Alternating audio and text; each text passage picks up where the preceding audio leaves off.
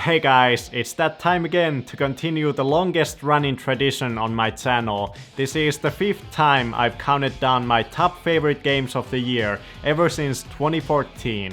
2018 was a very dry year for games for me. At the end of it, I realized I had literally only finished 2 new games all year. But for the sake of this video, I went back and played through all the games that interested me the most, and I got a really solid top 5 out of them. Despite the drought, there was obviously this one particular game that single-handedly elevated the whole year into all new heights. Anyone who knows me even a little already knows what my number 1 game will be. But hey, there's 4 other games to get through before that, so let's begin.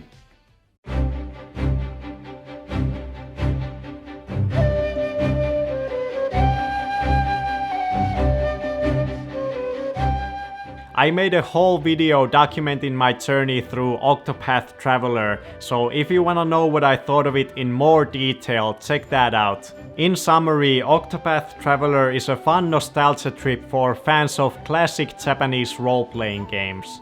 The visuals are great, the music is fantastic, and the combat is traditional turn-based with some nice additional features. However, I wasn't a big fan of the 8 separate storylines idea. I felt that jumping between all the different stories really hurt the flow of the game, and the stories themselves were pretty formulaic and a little shallow.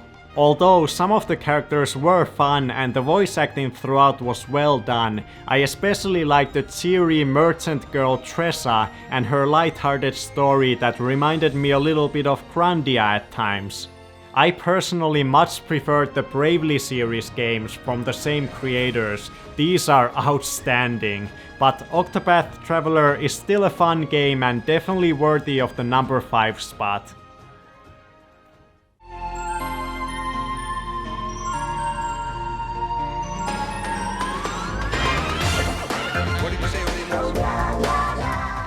Astrobot Rescue Mission reminds me in many ways of my favorite 3D platformer of all time, Ape Escape, which used brand new technology, the joysticks of the DualShock controller, to make a very creative and unique game. Astrobot feels like the virtual reality equivalent of that. You play as a nameless floating robot who can not only control the main character Astro with his PS4 controller, but also interact with the environment. You can, for example, smash walls with your head and use all kinds of gadgets to defeat enemies and help Astro with his platforming. The platforming gameplay is pretty standard. You can jump, hover a bit, and have a few attacks. But what's exceptional about this game is the level design. It takes full advantage of virtual reality with the way it situates the platforming set pieces all around you in creative ways. Your goal in the game is to find and rescue Astro's robot friends that are scattered all around the levels, and the way the game hides some of them using different perspectives is brilliant. Another highlight of the game are the boss fights. Visually they are truly a sight to behold, and the bosses themselves are huge, which is terrifying in VR. I loved it. Astrobot Rescue Mission is a must-have game for the PlayStation VR. Astro is practically the mascot of the platform now, and that's well deserved. It's hella polished, hella fun, it looks amazing, plays amazing, I highly recommend it.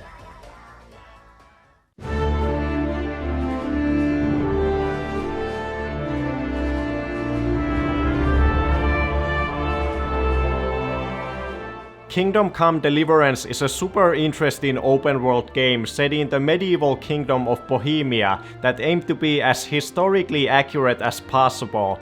I'm so used to every other big RPG having some fantasy or sci-fi elements that when a game actually goes for realism, it feels weirdly unfamiliar. I love this aspect of the game, it's very unique. The story cutscenes really impressed me. The cinematography, the acting, and the dialogue are all great. The main character Henry's journey up the ranks in this medieval world and the political turmoil that's happening in the kingdom are entertaining to follow. The game is chock full of different interconnecting RPG systems and mechanics like dialogue options, quests with many possible outcomes, a skill tree system, reputation, cleanliness, hunger, energy, injuries, haggling, stealth, and crime. I really enjoy the combat system, it's very technical. Fights can last a long time and get really intense. Your reaction time needs to be on point and every strike matters. In the beginning, facing even just 2 foes at once is a near instant death sentence. So when you start learning all the intricacies of it and can go against harder and more enemies at once, it's very satisfying. Kingdom Come Deliverance is not a perfect game. From a technical standpoint, it can feel very clunky at times compared to the bigger budget Skyrims of the world. But in its pursuit for realism, it has carved its own path to proudly stand alongside those titles as a breath of fresh air.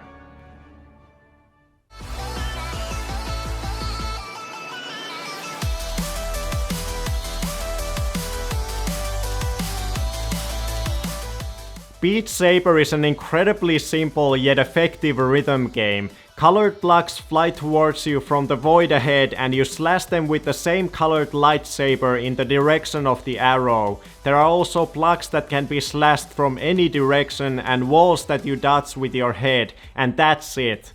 It's a very visceral experience. You feel like a badass ninja swinging your sabers around, slashing the blocks to the beat of the music, and you totally look like one too.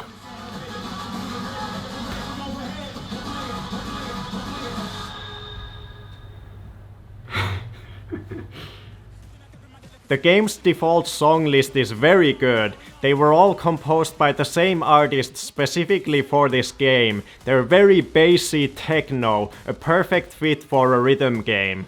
I loved the campaign mode. It gives you certain challenges and objectives in each stage, like only using one hand or forcing you to move your hands more, making you flail your hands around like a madman.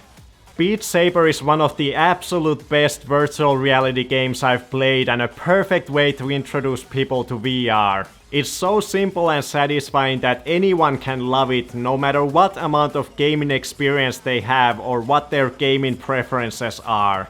Just beat some blocks with some goddamn lightsabers. It's the best.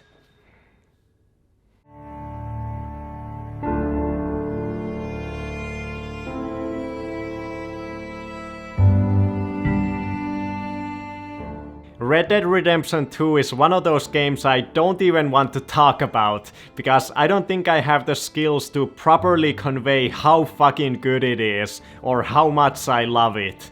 It's the first game I ever took days off from work for. I was fully prepared. I cleared my schedule, cleaned my apartment, prepared meals, bought tons of snacks, only the healthy kind of course. I basically rid myself of any possible responsibilities so that I could spend every waking minute of those 5 days after the launch just sitting on my ass, munching on snacks and being fully immersed in this game that felt like it was made just for me. It was pure bliss. The game has everything, a rich and detailed open world with an endless amount of content, a large cast of great and unique characters all played by talented actors, including the fantastic new main protagonist Arthur Morgan. I was in Blackwater. I killed people. And maybe I should have killed you. Should I have killed you, Jimmy Brooks? Me? I never saw you. Not now, not never.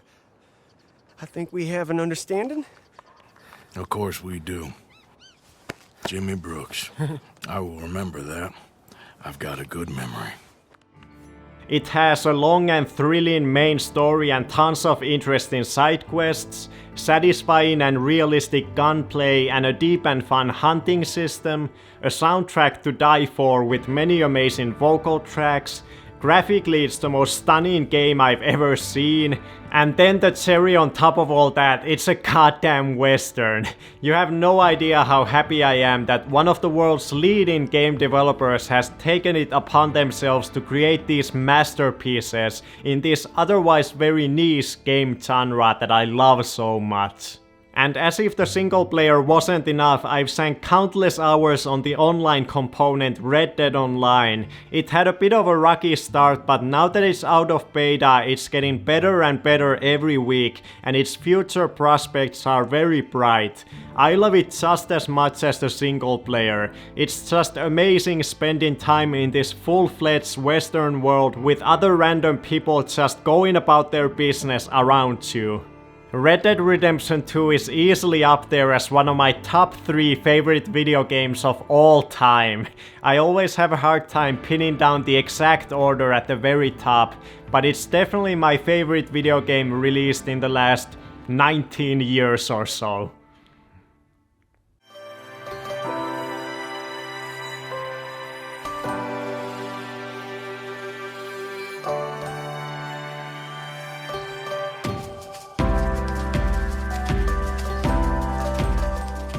Well, there we go, another list behind us. Now, let me show you guys my 2 honorable mentions, and then I'll talk about one game from 2018 that greatly disappointed me.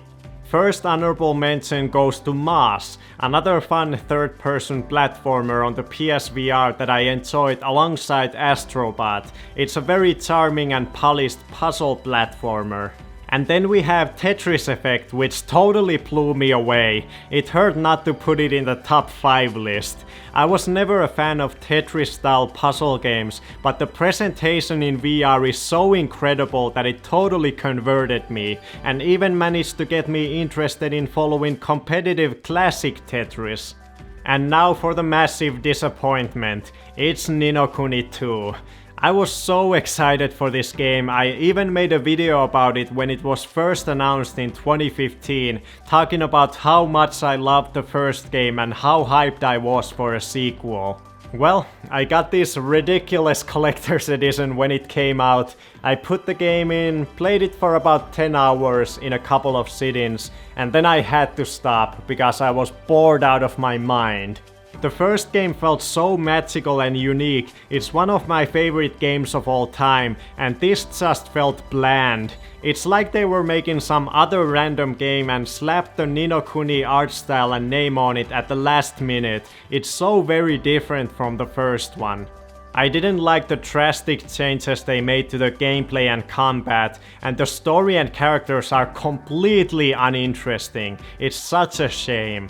But at least we got a decent soundtrack out of it, with Joe Hisaishi being on board again. Thanks for watching.